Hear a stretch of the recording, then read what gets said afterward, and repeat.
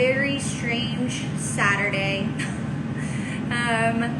What a weird week and a weird day. Wait a second here. Oh, hi, Gabe.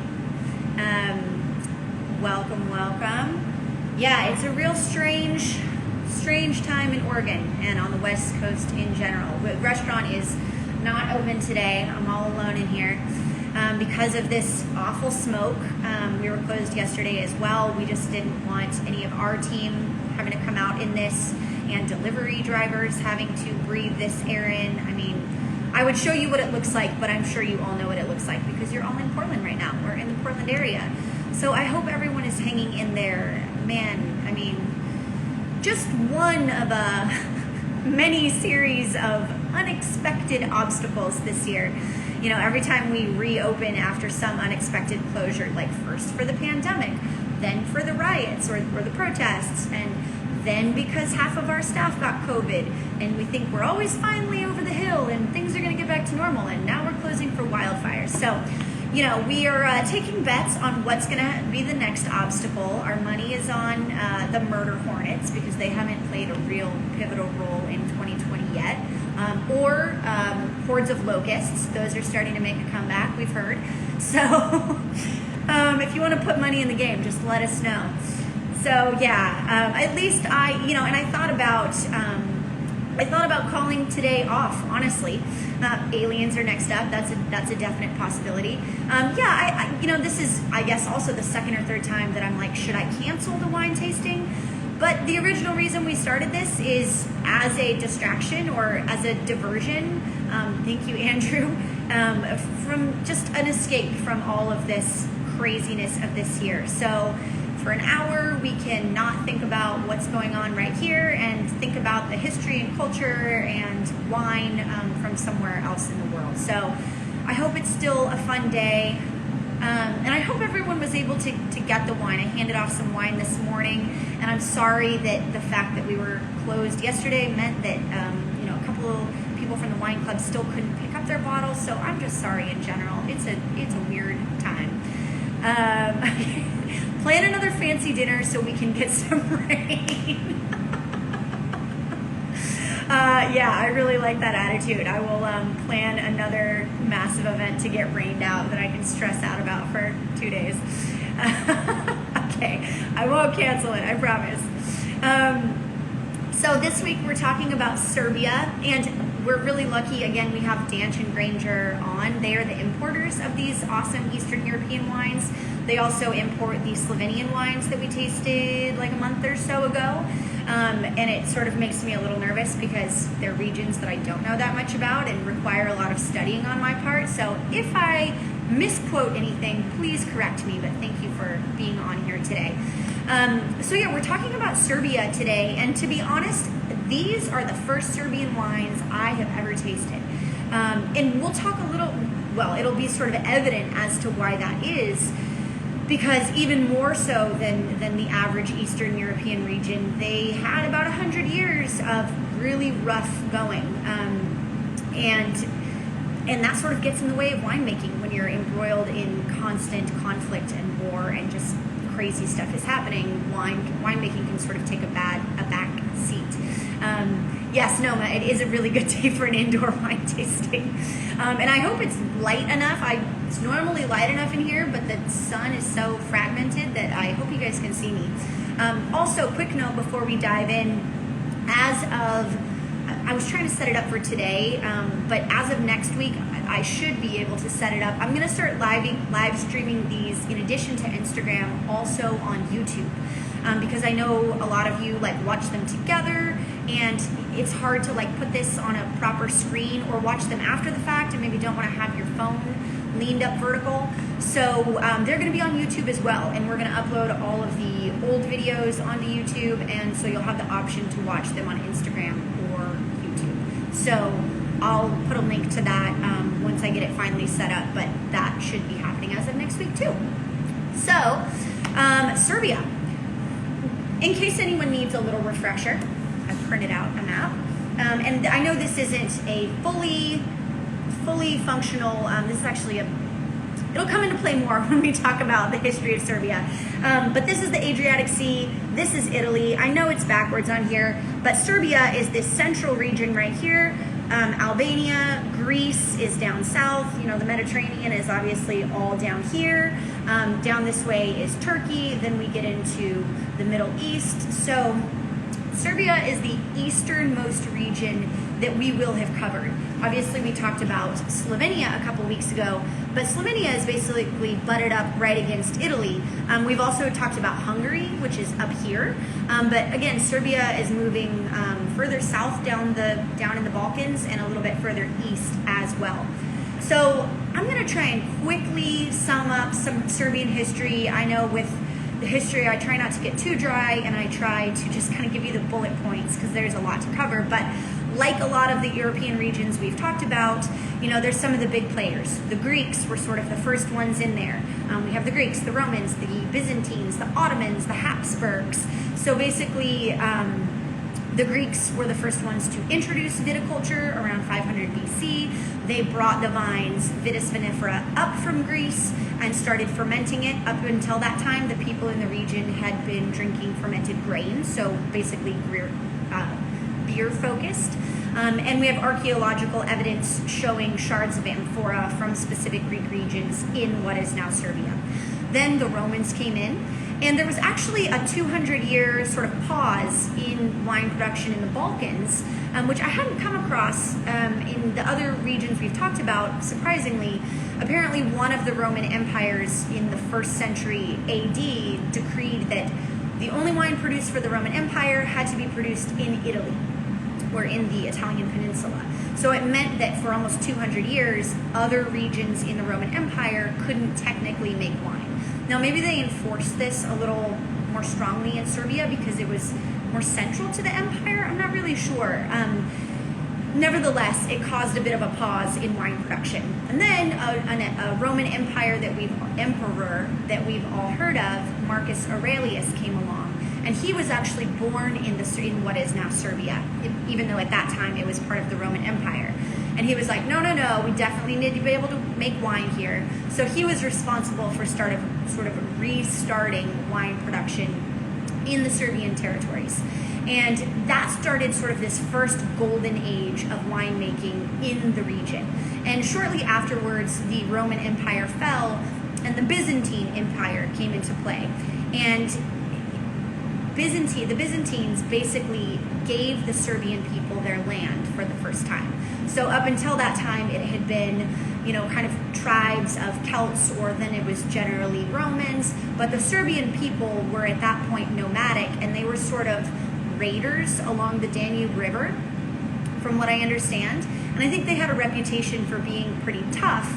And so it was sort of a geopolitical, you know, strategic move to give them this chunk of land, because probably in the Byzantines' eyes, you know, they put this tough group of people in charge of this sort of central territory, who would then be grateful to the rulers and sort of owe fealty to them, but still kind of maintain law and order in that area. So that was around the 6th century, and so that's the first time that actual Serbians were established in what is now Serbia. And it was the first time they had the Prince of the Serbs. So it's for the next, you know, 600-700 years under the Byzantine Empire that they really get established in that area. And concurrently, the Byzantines are proponents of Christianity.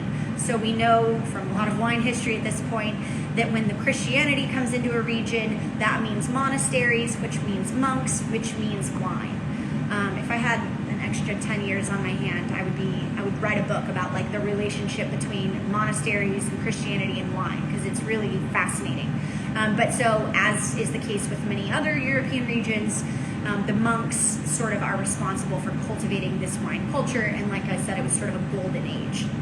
Then something happens, and again, this is bullet points, I'm going through 1,000 years. Then something happens similar to what happened in Jerez when we talked about sherry a month ago. The Ottomans come into power. And for a little over 200 years, 250 years, Islam becomes the religion of the region, and Islam forbids alcohol. So like in sherry, wine production has to sort of go under the radar. People are still making it, but technically it gets against the law, and so it depends who's enforcing the rules in your area, how lenient they are, how open they are to being bought off, how much they like wine themselves. So it creates this sort of unevenness in wine production in the region. It also forces wine production further north. So early on, production was sort of further south in Serbia, but as people try to kind of escape the Ottoman Empire, they move further and further north, and with that movement, they move the establishment of vineyards further and further north. So, for instance, the region we're going to talk about today is on the very northern part of Serbia, closer to Hungary. But, ironically, this Ottoman influence also brought in certain grapes. So like the red grape Kadarka that we're going to taste today actually has its roots in Turkey and Bulgaria. So ironically, even though they weren't allowing the production of wine, they were still bringing in some great influences that changed the wine culture forever. And then around 1700, the Habsburgs struck a peace deal with the Ottomans, so then we have more Austro-Hungarian influence for the next 200 years, and that's sort of our second golden age of Serbian wine. Serbian wine became really popular at the Austro-Hungarian court. It was very well regarded. It was sort of a period of enlightenment, and wine was more cultivated and respected, and a lot of advances were made. Then we hit the 20th century, and again, I'm going to bullet point this, but basically it was a rough time to live in Serbia. And essentially, obviously we know there's 2 world wars, followed by Soviet Union occupation, followed by the Bosnian-Serbian conflict, which lasts another 10 years. So if you remember back to how World War I started, with the assassination of Archduke Francis Ferdinand, he was assassinated by a Serbian. So they really jumped in early and helped kind of kick off the conflagration of World War I. And then as the rise of fascism came up, they were sort of under the rule of the Axis powers, and the Axis powers created the country of Yugoslavia, which is all of these countries. So Slovenia, Croatia, Bosnia-Herzegovina, Serbia, Montenegro, and Macedonia. They sort of lumped all these smaller nations, at this, which had never necessarily gotten along. They all had different religious beliefs, different cultural identities, and they all get mushed into the one country of Yugoslavia. But peace is sort of regulated by Soviet troops. So that goes from 1929 to basically 1989. And that deeply impacts the wine culture. And we've talked about this with other countries that were under Soviet rule, but when a country is under Soviet rule, generally everything is nationalized. So smaller wine producers have to give up the control of they're not allowed to make wine. They essentially become grape growers. They're just reduced to like generic farmers who have to farm whatever the government tells them. The government mandates what grape varietals. Generally, they just choose a few because they want to standardize everything. And at that time, they were generally choosing more international varietals, so Cabernet or Merlot, something like that. And so it results in the loss of a lot of these smaller indigenous varietals that have always been a part of the culture. So that happens, so it results in the loss of a ton of indigenous cultures. And then, just as everyone else is sort of getting on their feet in 1989, Milosevic comes into power. All of these countries can't get along, and again, this is my understanding from Western history. I don't mean to paint Serbia as the evil person, but it's my understanding that they were sort of the perpetrators in the conflict, and they were killing a lot of Bosnians and Croatians. And that goes on for a while until the UN and NATO steps in, starts bombing Serbia, has to instill national troops to keep the peace. And then there's still conflict over Kosovo. Kosovo is the southern tip of Serbia that only got recognized by the rest of the world in 2010 as a nation, and Serbia still doesn't recognize them. So point is, whereas maybe other countries only were affected by communism for like 50 years, Serbia has had basically 100 years of conflict. And, you know, wine, the story of wine is the story of a country's land. And when a country is at war, the land is affected. So the people who make the wine are affected, whether or not they're actually fighting in the conflict. And when they die off, that knowledge is not passed on to the next generation, or the physical vineyards are getting bombed, or, you know, there's a ton of bloodshed. So the Serbian wine industry was very decimated and has only had really 10, 20 years to bounce back from it. And from the stats that I found, you know, in 2019, there was only about 350, 360 wineries in Serbia. And of those, only around 250 were sort of considered like viable players in the market. Like the other 100 were more hobbyist. So 250 wineries is not that much. I mean, to put it in perspective, the Willamette Valley has 600 wineries alone, just in the Willamette Valley. So it's really no wonder that we don't see a lot of Serbian wines in the U.S. You know, like I said, these are the first Serbian wines I've tasted. And granted, Portland is a smaller import market than, say, you know, New York, Boston, or Southern California. Abby, who's tasting from Austin, Texas, was able to find a different Serbian producer, so that's great. But I don't know how many are imported into the U.S. and on a large scale. So we're happy to be able to taste these. So that's sort of the background on Serbia. And we have two wines to taste today. We have a skin contact, sort of half white, half orange wine, which I think we'll jump in and taste. And I thought it would lead us into an interesting conversation about natural wine, because these are going to be the most natural wines that we have tasted. I think, correct me if I'm wrong, but I think these are the first wines for me to give you guys that have 0 sulfur added. If I'm mistaken on that, we maybe had a pet nat with no sulfur added, but I think it was local. And I don't normally give you fully natural wines, meaning 0 sulfur at all. We'll talk about why that is. But I thought it could kind of lead us into a bigger conversation about natural wine, why people use sulfur, why people don't. Why people, not white people. And then we'll taste this red, which is Kadarka. So let's jump right in, I guess. Should the wine be decanted? I don't think the wine needs to be decanted, personally. The red is not particularly tannic, so I don't think it needs a lot to open up. Sometimes natural wines can be a little funky. The couple bottles that I've opened from these guys have not been overly funky, and I hope yours aren't either. I mean, you could crack them both open now if you haven't already, just to let them breathe for a minute. But both of my bottles were very, very clean. And that's why I wanted to show them as good examples of natural wine. So let's talk a little bit about just the geography of where we're talking about. And I want to point out, I think this is also the first week that we have tasted 2 wines from one producer. Oh, sediment. Should they be decanted for sediment? You know, personally, as long as you're not shaking the bottle up a lot, I don't think you need to decant young wines for sediment. You could if you really want to, if you really didn't want to get any sort of stuff in there. I mean, I don't see a whole lot of sediment on the bottom of mine.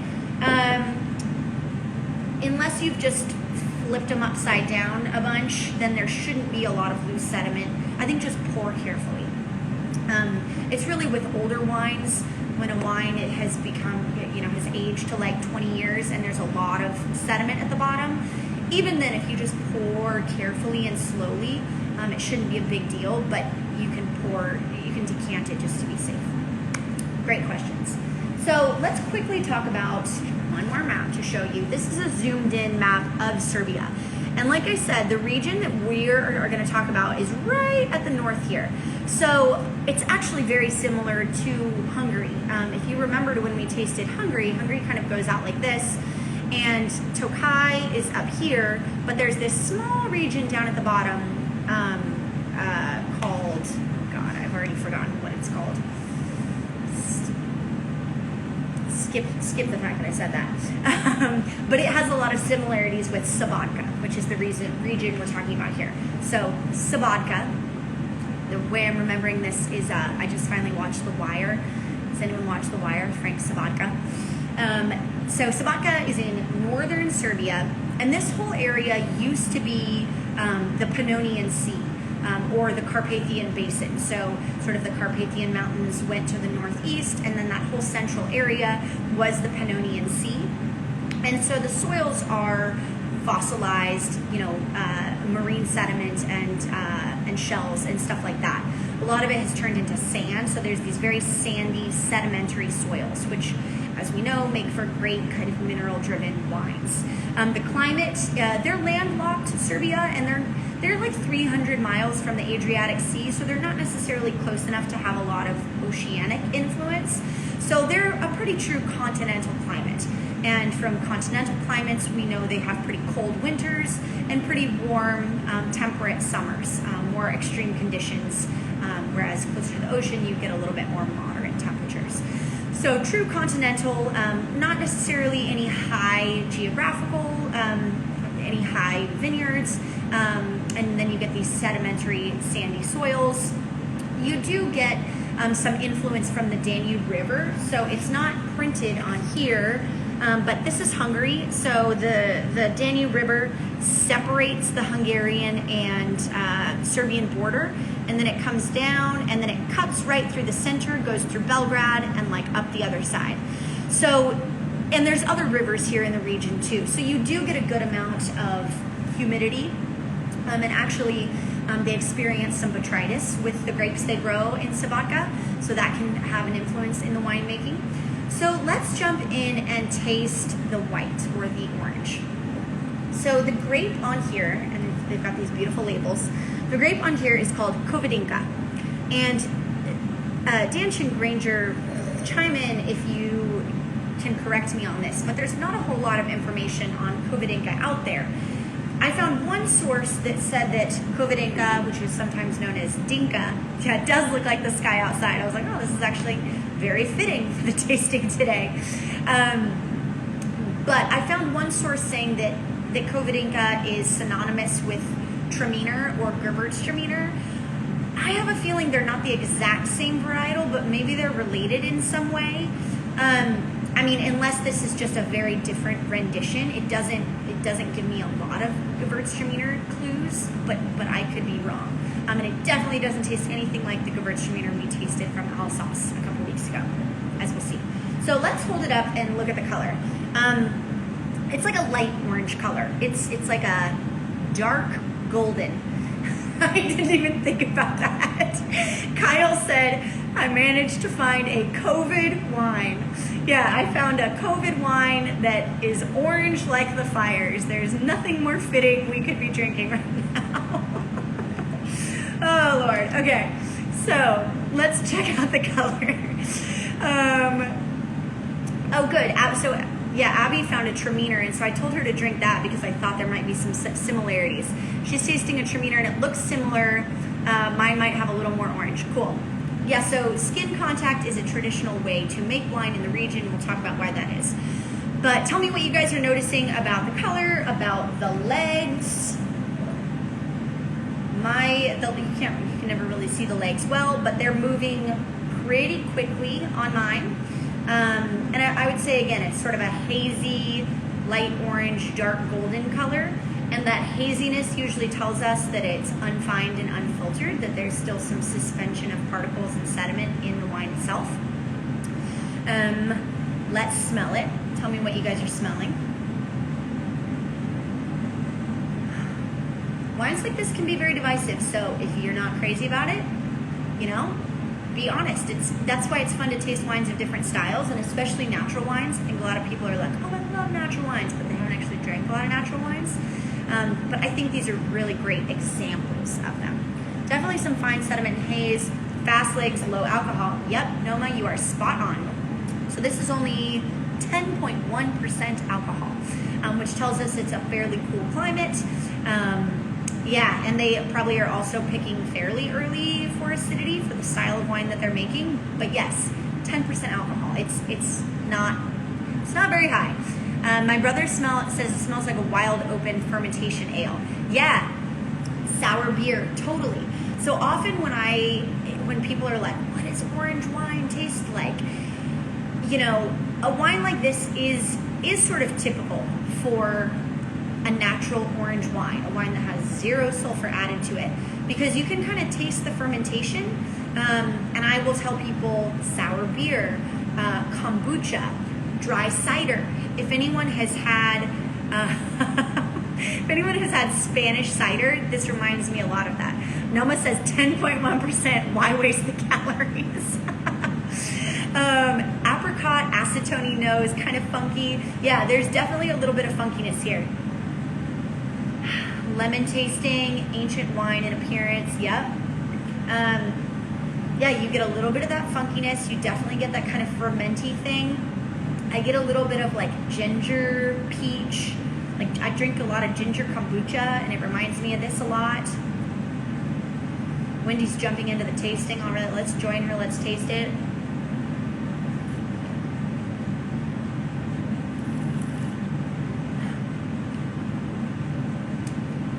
Yeah, I mean, I think it's really lovely. Like, I know it's not everyone's cup of tea, but I think this is what orange wine, especially natural orange wine, should taste like when it's done well.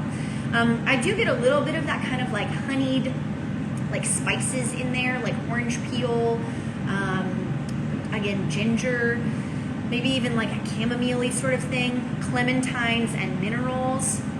Yeah, I think you really like pick up, apparently I couldn't find a picture of this vineyard specifically, but apparently it literally, the soils look like beach sand, like this very powdery sand, which is pretty cool. So I'm sure that's playing a part in that minerality that we're tasting.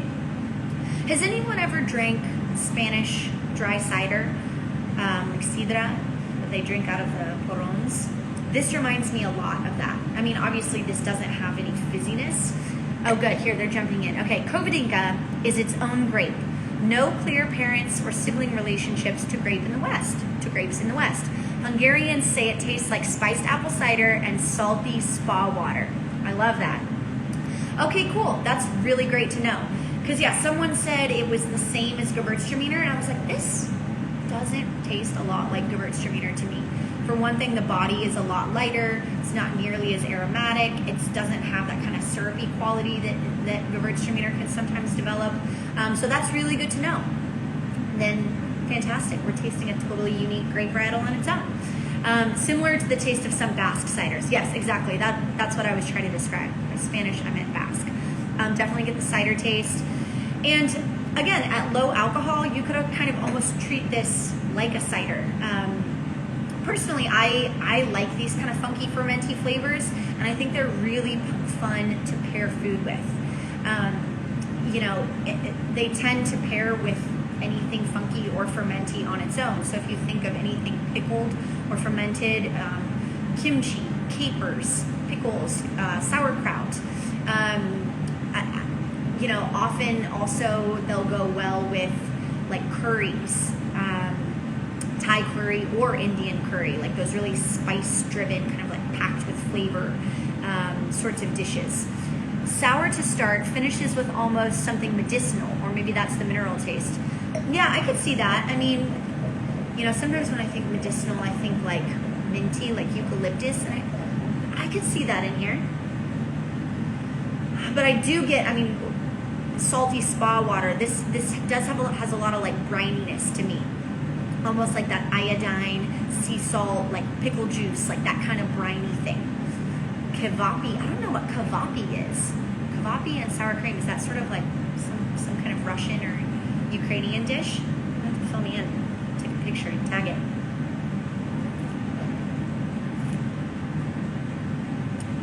But yeah, these are the sorts of wines that sometimes in restaurants, especially when you work with a chef that uses a lot of like Asian ingredients, for instance, and it's hard to find specific pairings. Sometimes an orange wine you can kind of like pull out as a curveball, and it can be a really awesome pairing with stuff. Kvapi is Balkan heaven. Oh wow. A lot of the cover crop is horseradish. Oh, that's really cool. I could see this going with some horseradish. Balkan sausages. Oh, cool. Yeah, so maybe some sausage and sauerkraut. That could be a really cool pairing. What do you guys think about it? Do you like it? I'm trying to remember back, the only other orange wine we've tasted was the Greek orange wine. And I want to say that one was like a little less savory and a little more fruity, maybe a little more like pink fruit and like citrus, whereas this one I think has a real savory edge to it. So I wanted to say you like this one a lot. Great. I think it's a really fun wine. So I wanted to use this as an excuse to kind of talk about why a lot of natural white wines are orange. So this was something that kind of occurred to me, and then I started really thinking about it and doing some research on it.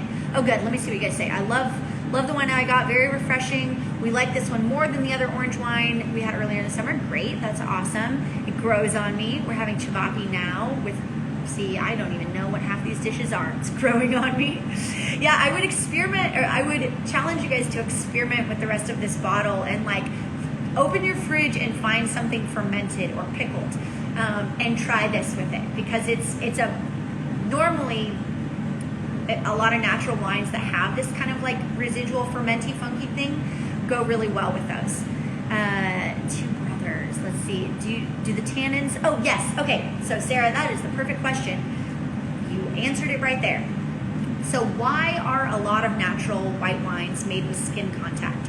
The tannins exactly help with the preservation. So sulfur is a very divisive topic. So when people say sulfites, and there's this whole topic of no added sulfites, do we add sulfur? There's sulfur in this wine. I'm allergic to sulfur. I can't drink sulfur. It gives me a headache. It's this whole can of worms when we talk about sulfur. Okay, what's the easiest way to explain this, to dive into this conversation? Let's talk about what is sulfur. So sulfur is a naturally occurring preservative that is a byproduct of fermentation that happens when grape juice ferments into alcohol, that lives in the yeast, that is a natural antioxidant and antibacterial. So because wine is prone to oxidation, and because it is prone to spoilage, and because it is prone to developing kind of aldehyde, like off stinky smells, sulfur dioxide helps with all of those things. And like I said, when a wine ferments, sulfur is naturally produced, but it's not very much sulfur. So maybe it's enough sulfur to help to preserve the wine for a couple weeks or maybe a month or two. And maybe if the wine isn't leaving the winery or going very far from the winery, you can kind of count on it staying safe. But if you're going to ship the wine, this is Serbian and we're drinking it in Portland, so that's kind of a big risk for the winery and for the consumer, because you don't know how many trains, buses, planes it was on to get here, and were they temperature controlled? Was it exposed to light? Was it shaken up? All of that can help with the wine spoiling. So that's why I don't normally give you guys zero sulfur added wines, because it's very hard to trust the way they got to you. However, I really trust this importer. Thank you guys for being on here. And so it gives me a little more confidence in the product that I'm giving to you guys. But I don't know how many of you got a chance to watch the little 6-minute video that I posted a couple days ago. It's a fun thing to watch, especially after we talk about this, if you haven't watched it. It's a little profile on Oscar Maurer, who I should give you a little more info on him too, the winemaker. And he says in there, if it were up to him, the wines wouldn't leave the region. They would all be drank right there. And he's sort of forced to do it because of consumerism, and he has to stay alive as a winery, but really they taste best there. So Oscar isn't dogmatic about SO2. Sometimes he adds it bottling to ensure protection for shipping. Farming comes first for him, making wine like his grandparents. Absolutely. And that's generally the ethos that I sort of buy wine by. But I think these wines have, or at least from what I could find, they do have either no sulfur added or just a small amount. Here's an interesting thing, is that any wine bottle you buy, because of decree, like by the American, I don't know, FDA, like in the 80s, any bottle that has over 10 parts per million of sulfur has to say contains sulfites. Often that much sulfur can be produced by fermentation alone. So it's sort of to the chagrin of a winemaker that's not adding any sulfur that it'll still say contains sulfites on the back, even if they didn't add any. So then, I guess just really quickly, what I am trying to get across poorly is that why do sulfites get such a bad rap? So they serve a good purpose in winemaking, and people tend to think that, well, I guess, sorry, this is sort of a scattered thought process. We were talking about why they're added for white wines.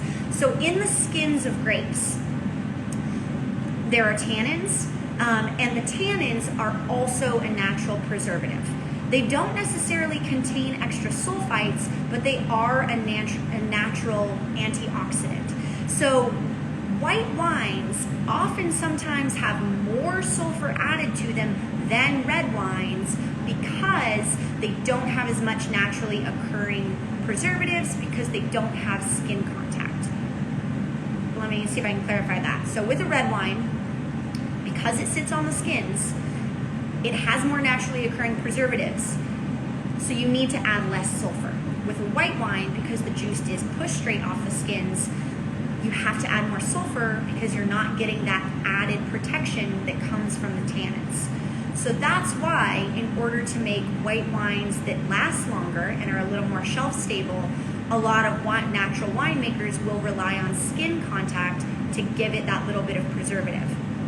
So it's not because it has naturally more sulfur, it's because the tannins have a couple things. They have antioxidants in them, and they also have, so I guess here, because I don't want to go too much on a tangent, we could talk about a whole class about like sulfites and stuff like that.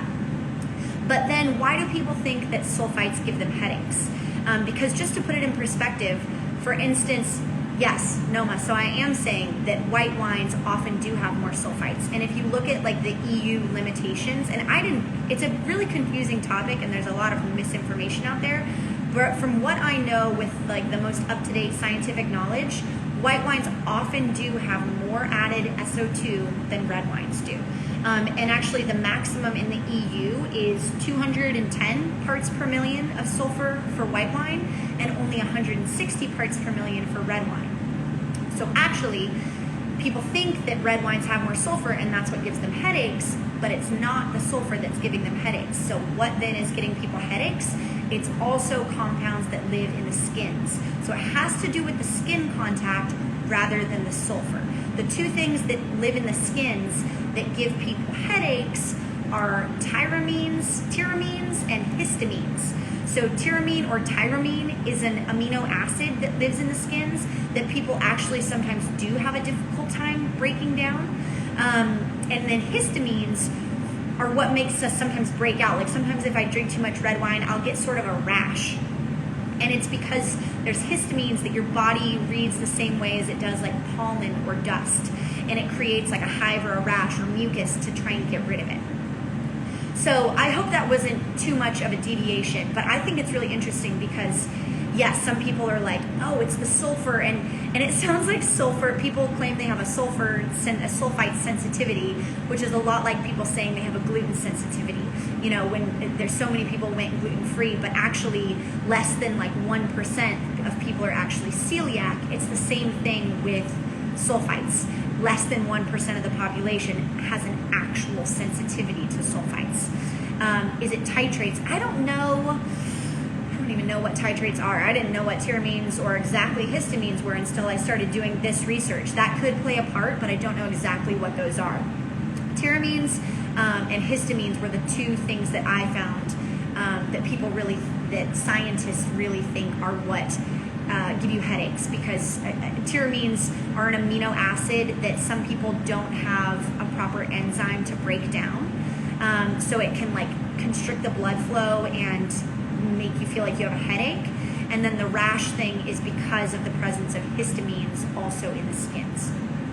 So anyway, so then if if sulfites don't give people headaches and they are a natural preservative, a natural antioxidant, a natural antibacterial agent, then what is so bad about using them? That's sort of the question that then you're left with. Is like, okay, well, if they don't give you headaches and they do a lot of good things for the wine, then why are so many winemakers choosing to not add any sulfites? And the answer is really comes down to terroir and like this artistry and the fact that winemakers have this desire to make a pure expression of the grape. So winemakers believe that sulfur will kind of mute the delicacy and intricacy of the grape varietals and the vintage conditions and just the terroir in general. So it sort of makes you appreciate more the fact that when you do come across a winemaker that is choosing to add zero sulfur or very, very minimal sulfur, like Oscar Maurer is, he's really making his own life harder for the sake of the purity of what he wants to create. You know, it gives him a product that's more unstable. It makes it more difficult to travel. It greatly reduces his chances of having spoiled product. Like there's no logical business-minded reason to make wine this way. You know, if your driving desire is to get rich making wine, you would never choose to have low sulfites. But it really tells you that you're dealing with someone who has so much pride in the product that they are creating, that they just want the most pure expression of it. So I think it's, you know, it sort of makes you see natural wines in a different light. And I'm sure you could argue, I'm sure more commercial wineries would be like, well, that's just stupid, you know. But it does sort of explain the rationale behind it a little bit more. And it really makes you appreciate when you do come across someone like the Maurers, who make natural wines that are lovely and clean. It makes you realize how much skill they have, that they have developed over time. So the Maurers have been making wine for 4 generations. They're actually Hungarian, and so they've been in Hungary, and maybe Dan Granger, you can elaborate on this. I wasn't sure how recently they had been making wine in Serbia, because so actually this is a good time to jump into the Kadarka. We're going to start talking about the Kadarka. So these Kadarka vineyards were originally planted in 1880. What I couldn't find is if his family planted them, or if they had been making wine in Hungary and then dipped down into Serbia and purchased these vineyards that had been in use since 1880. Either way, his family has been making wine for 4 generations, and either way, these vineyards have been around since 1880. So it's pretty cool. Let me pour this, well, or I'll just drink it. We're closed. I don't have to work after this. Why not? Happy Saturday. So, and it's only 10%. So now we're jumping into the Kadarka. And actually, if you tasted with us in Hungary months and months ago, we tasted Kadarka.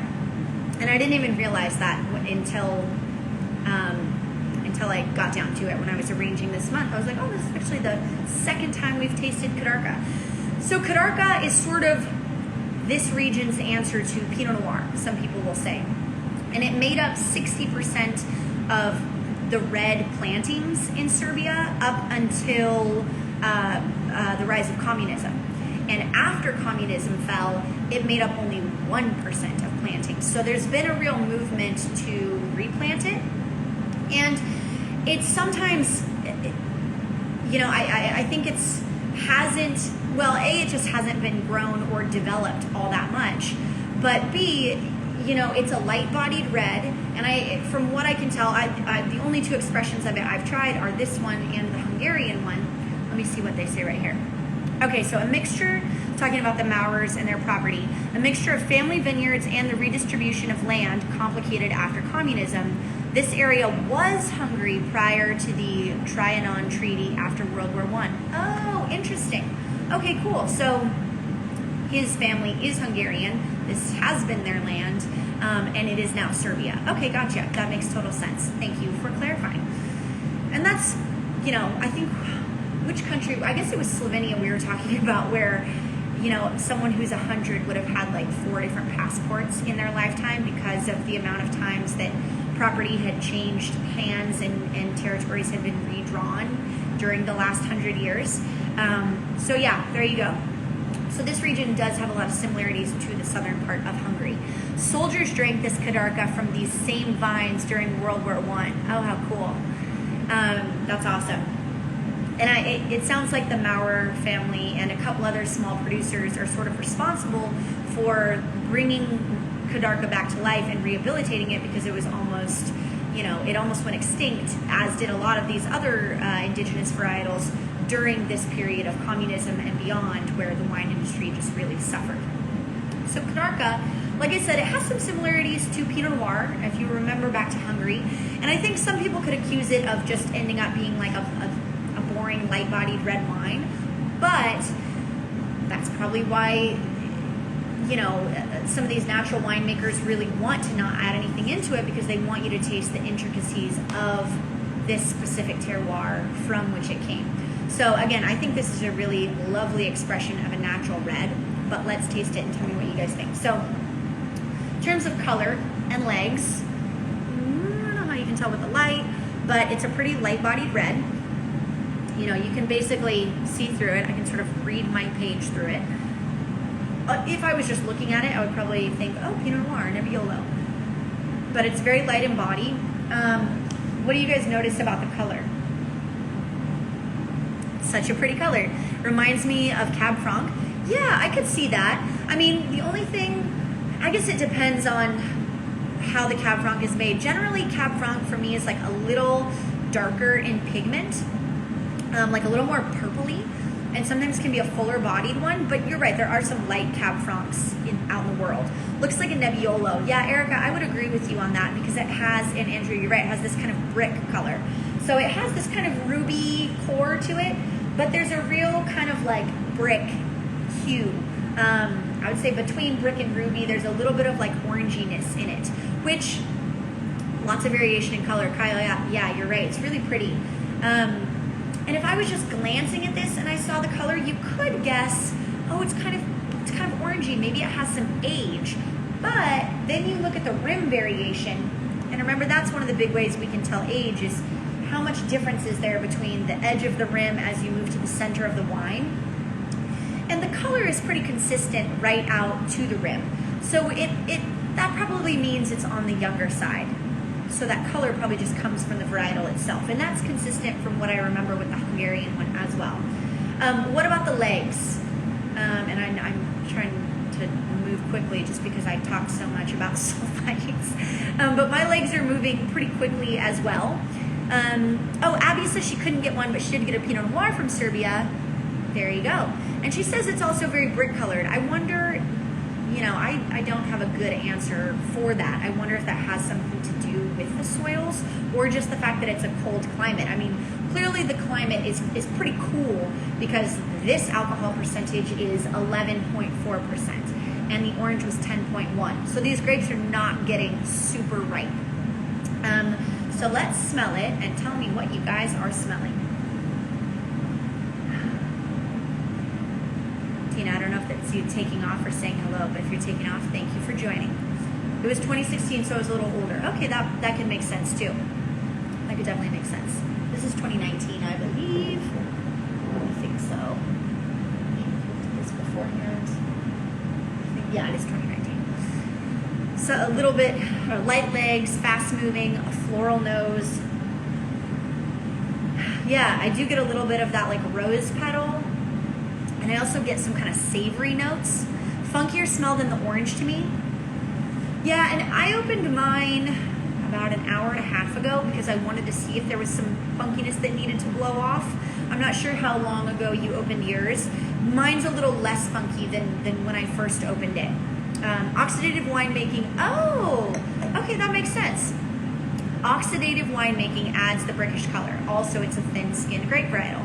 Yeah, so I do know that these were fermented in open vats and then both aged in larger, neutral Hungarian oak barrels. So there's probably a higher, you know, we talked about barrels last week, but we know that barrels give us more oxygen exchange than like stainless steel or cement would. prunes, rich and deep. We used a Coravin, so not open. Okay, cool. Well, if you swirl it around, you'll still get that little bit of breathability. Also some botrytis. Oh yeah, I was gonna mention this. So some botrytis was fermented dry, which adds some crazy aromatics. So if you think about what we've, Hungary's famous for Tokai and some of these really botryticized dessert wines. The region is prone to humidity, and botrytis is the noble rot. We've talked about it before. It shrivels the grapes and it heightens the aromatics. So they're fermenting it dry, which is crazy that the alcohol is still low. It's probably a low level of botrytis, but that does tend to pop the aromatics. I get a little bit of bubble in the bottom too. That could be just natural wine, still a teeny bit of like fermentation fizz. That's pretty typical as well. But yeah, I think there's a nice blend of like the floral notes, red fruit, and then also a little bit of the savoriness as well. Almost that like tomato leaf or like a tiny bit of paprika or something like that. Oh, there we go. Historically, there was Kadarka Azu. So Azu is what Tokai Azu is that really luscious sweet wine made from completely botryticized grapes. So that would be really fascinating to try an Azu style dessert wine made from Kadarka. Let's taste it.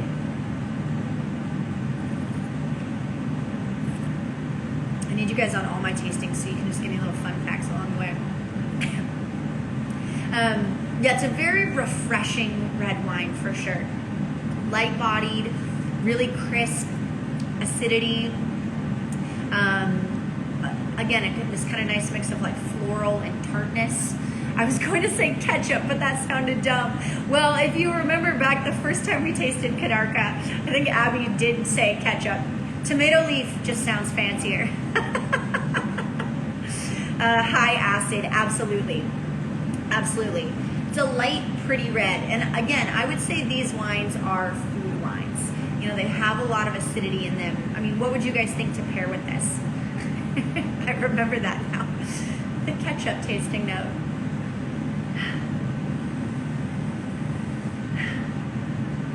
I also kind of get this like stony, rocky smell. Almost that petrichor smell that we've talked about before, like wet rocks.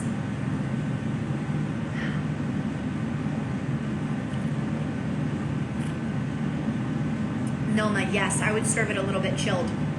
I should have said that. I stuck mine in the fridge for like 20 minutes before we tasted, just to give it just a hint of it. If you have a wine cellar in your house, I would say cellar temp is ideal. But if you don't have a wine cellar, pop it in the fridge for 20 minutes and it'll just give it this little bit of twinge to it. But for those of you who were so well versed in Slavic food, even though this wine is very light, the food in the region can be quite hearty, kind of like we talked about with Alsace with these high acid whites that really lightened up this very rich cuisine. Kyle says another wine to serve with sausage.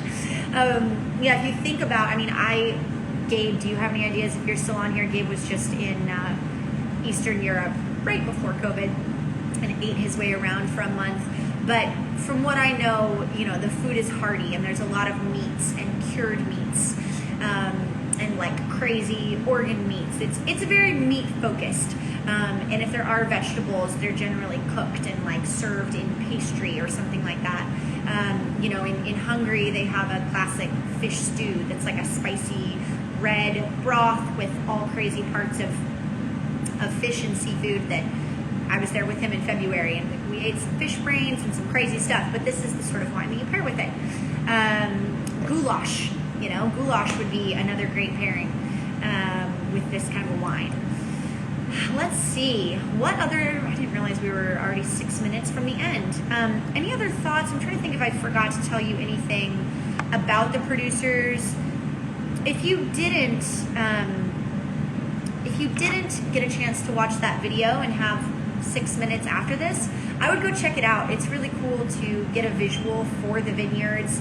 And for Oscar himself, he's just this very, I don't know what I picture of like as a classic stoic Slavic guy, kind of strong and silent and clearly adheres to these traditions so respectfully and takes them very seriously. It's cool to watch. let's see, chicken paprika. Yeah, absolutely. Yeah, anything with paprika. You know, paprika is sort of I forgot about that. It's like the national spice of Hungary. So probably this would pair well with anything with paprika in it. And I hope, I guess we're getting to the end here. I hope, hi Josh, last couple minutes. I hope that you guys had fun this week. It was a fun one for me to learn about because, again, I've never drank Serbian wine, and it's not a region that we hear a lot about. And if you guys enjoy these, you know, I like talking about the Eastern European regions because it is just something interesting to learn. So maybe we'll do Croatia, or I'm trying to think where else we can get wines from that we haven't tried yet. Karfiolevis. Is too fancy for me with your Eastern European dishes. I need a translator. Tell me what that is, or take a picture of it. But I'm glad you guys enjoyed these. Next week we have a blind tasting again, which I'm excited about. We're only doing 2 wines this time instead of 3 because I was like panicking trying to get through all 3 last time, and we didn't really get to talk about the wines once we revealed them. So hopefully 2 wines will be enough to get us through next week. Thank you guys so much. I'm really glad that you enjoyed it, and hopefully this was just a nice little bit of relief from the weekend. Bosnia, Croatia, Hungarian cauliflower soup. That I actually want to make that right now. I don't know what that is, but it sounds lovely, and it seems like a good thing to eat in the middle of all this terrible weather. We will mix the Croatian wines with Coca-Cola. Will we mix the Croatian wines with Coca-Cola in the traditional style? I think they do that in a couple different places, don't they? I know they do that in Argentina too, red wine with Coke. I can't remember the name of it. I'll try to not do that for you guys. We haven't done Georgia yet. Yeah, it's with a lot of these Eastern European countries, it's a matter of price point and availability. And unfortunately, I sort of not shot myself in the foot, but you know, with the price point that we've set, like it's hard to do a region like Burgundy or if I don't have a lot of variety from a particular region. So I'll do my best. I'll see what I can find from some of these other regions. You know, maybe we do one Georgian wine and one something else to balance it out as an excuse to talk about it. Wine and aliens. That's the sums up today. Romania. Exactly. I need to put on my thinking cap for next month. So next week will be blind tasting. We could do 1 wine. Yeah, if you guys wouldn't be too mad at me, we could do like 1 fancy wine for a week and just have a little, you know, you would drink more of that 1 wine and you'd get a little more history on that particular region. That's something to think about. Curry Go-Go. Yes, that's a good idea. I still haven't eaten there. I really want to. Oh, good. They're bringing in some Romanian wines for 2021. Awesome. Cool. Well, I will get some more Eastern European wines on the docket for October. They're kicking me off. But next week is blind tasting, and then the week after is, it's Beaujolais. And we're going to taste actually 2 lesser-known Beaujolais. We're going to taste one of the Cru Beaujolais that people don't know as much about, and we're going to taste a white Beaujolais, which has a lot of similarities to Bourgogne Blanc, because it's Chardonnay that's technically from Burgundy, it's just from southern Burgundy. So I was trying to do Beaujolais, but twist it a little bit. So should be 2 fun weeks ahead. I really hope these fires subside soon. If you guys are evacuated or hosting people who are, just sending you tons of love, and we'll all get through this together. So lots of love. Come visit once the smoke clears, whenever that is, and I'll see you guys next week. Thank you so much. Have a good weekend.